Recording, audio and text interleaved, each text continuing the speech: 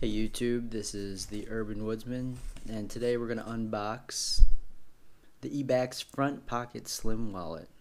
I got a classic gray canvas, and I got it because I was looking for a minimalist wallet and I wanted something that was cheap, and this was on sale for like $13, so let's see what we got.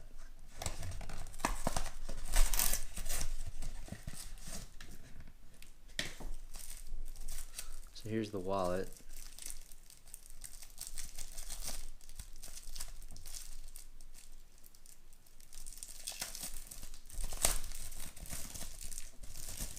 And it's exactly what I'm looking for.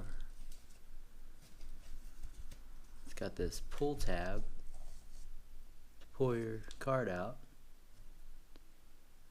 Like it said, it holds up to 10 cards.